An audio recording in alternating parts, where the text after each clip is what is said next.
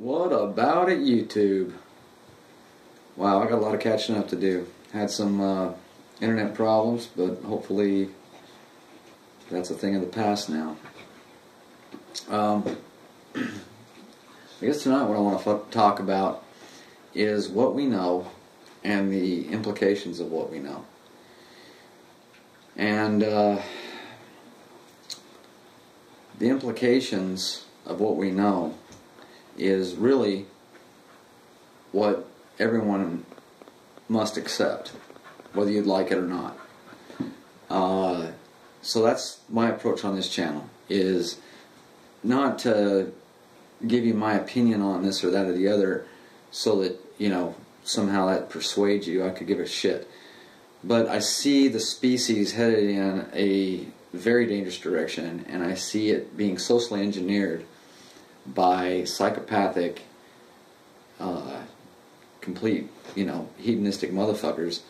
I see the social engineering happening, and I'm trying to throw a wrench into that shit, hoping that people will begin to take small steps and hopefully, you know, reject their programming and the social conditioning and engineering and starting afresh with what they know and the implications of what they know after realizing that there are things that can be known. Okay, so let's start off. Okay, what do we know? We know that existence exists. Okay, there's a very real thing going on here.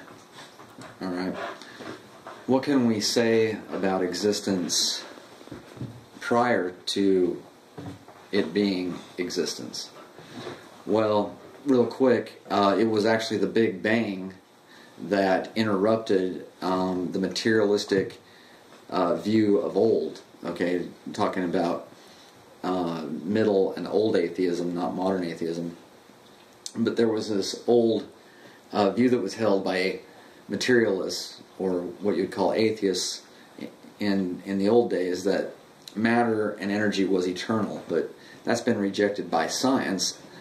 Interestingly enough, science tries to adopt the Big Bang Theory and ignores that that is owned by the creationists. In fact, right now, it's interesting, I guess the heat's on and they're desperate, so they're trying to say that they've proved the Big Bang Theory, right? Because 5 guys touched weenies, and they all agree, so that means peer review, so that means proof, so that means evidence, so that means fact, so that means opinion equals a time machine, right? So these people are desperate for this Big Bang Theory because they think that they can steal it away from a creationist model.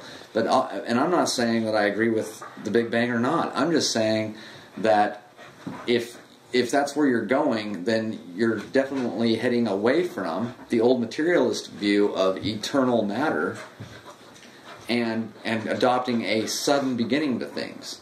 Okay. Also, there's entropy, and even some would argue the redshift that's noticed in galaxies, although that's debatable if the redshift has anything to do with motion or not. Could have to do with energy loss.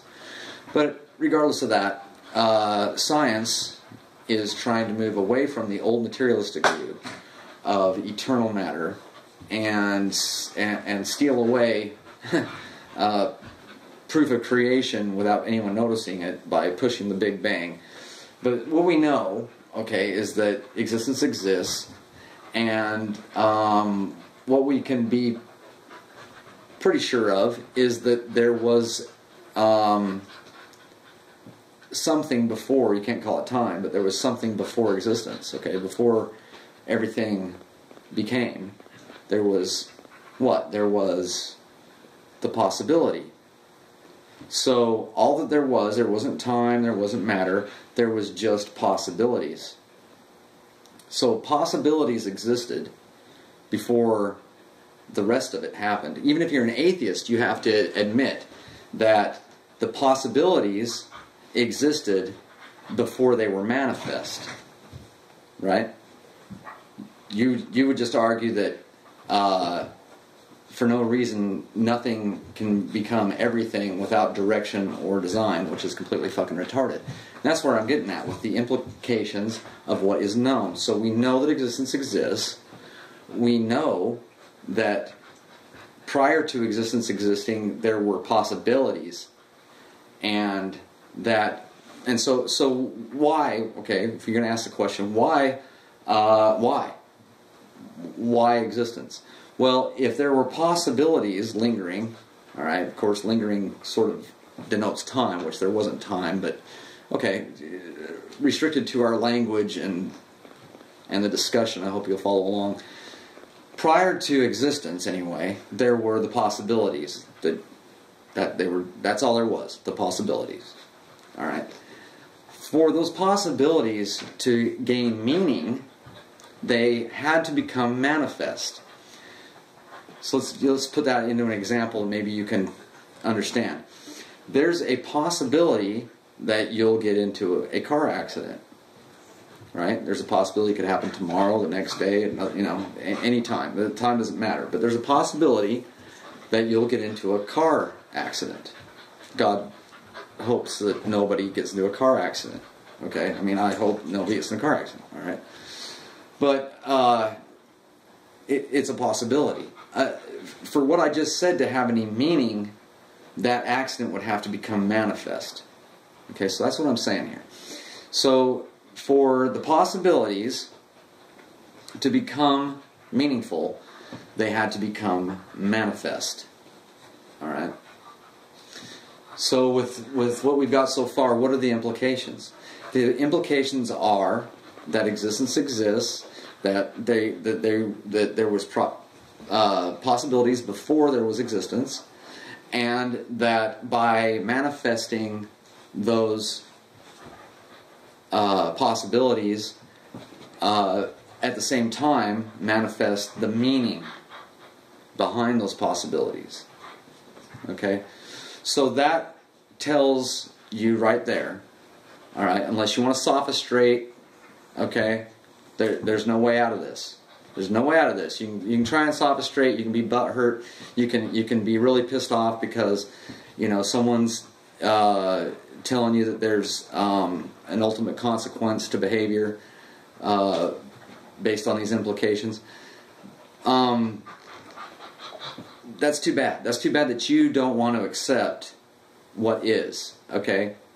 And, I may not like everything that I have to accept, but that's just too bad. I have to accept the facts. And really, the best thing to do is to just move your emotion aside and accept them and go from there, right? I mean, there's no reason for you to be butthurt. But of course, if you're a hedonist looking for justification models, or you're some head of lettuce agnostic nihilist that just thinks if you don't look at something, it won't be there, right? If you don't look at the tree outside, you don't have to worry about the mystery of how it fucking got there, because you didn't build it, did you? Right? But somehow it got there. But you'll just ignore that there's even a tree or a question behind the magic of how it got there, right? Okay, so unless you're one of these hedonists or justification model degenerates, then you should be able to, without emotion, accept that these possibilities became manifest, and therefore there's meaning in that manifestation. There was meaning to that manifestation. They had to become manifest in order for there to be any meaning at all. So it goes hand in hand. You can't have one without the other. So we have meaning to life. We have meaning to life. Now you ask yourself, what's that meaning? Well, you might as well just go ahead and accept everything there is to accept from there. You might as well accept that there is an objective right and wrong, that there is objective morality.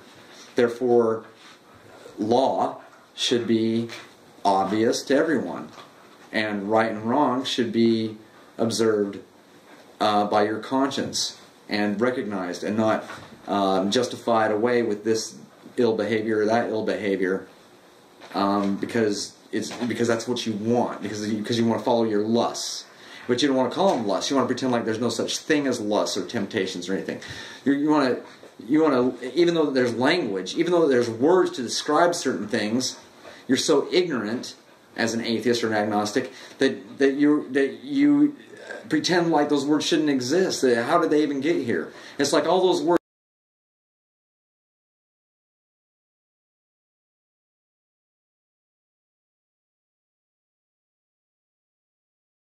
these words if they don't exist, if everything's relative, right? If everything's relative, which sort of oddly ties in, sort of like social Darwinism ties into Darwinism. So does this other of... sorry, I lost my damn train of thought for just a second, playing with a dog, and it's got me messed up. But, relativism. So, your moral relativism sort of, in a way, relates to the general relativity and special relativity that is complete nonsense that was in response to something that I'm going to get into in another video. But, anyway. Relativism is just funny. Seems to be this new scientific get-out-of-jail-free card, you know. I mean, along with... I love how they say, oh, God of the gaps. When you don't have an explanation for something, then you just say God. Well, when you don't have an explanation for something, you just say dark matter. Or you just say dark energy. Something that cannot be observed, you have to take on faith, that can't be measured. It's just complete nonsense, right? But that's okay, because you can't have it the other way. You cannot have it to where... there's implications. You cannot have it, but I've just shown by the possibilities manifesting that there is meaning and that you can throw all this other garbage away. That's where everybody needs to start. Everybody needs to start. Is that these possibilities became manifest, and when they became manifest, there was meaning. Alright, now if you want to run around and say those possibilities are named God, you just need to realize that these are all... attributes or names given by men to try and explain things that can't really even begin to be explained, right? In their whole context. I mean, we can't understand something that lies outside of our plane of existence. It just doesn't work, right? There's just no way to relate to that world, to that possibility. Right? Or to that fundamental, essence of it all. Right? It's going to be beyond you, but you can at least accept what is here, and you can accept that it was manifest with meaning behind it. Alright? I know it's going to really piss off a lot of atheists, and they've been so damn butthurt. But they're desperate, and it's great. I've really enjoyed seeing the progression, the unfoldment of the death of atheism. It's awesome. It's gaining speed all the time. So there should be some more videos coming up. I got a lot of catching up to do, and I hope everybody's good. That's it. Bye.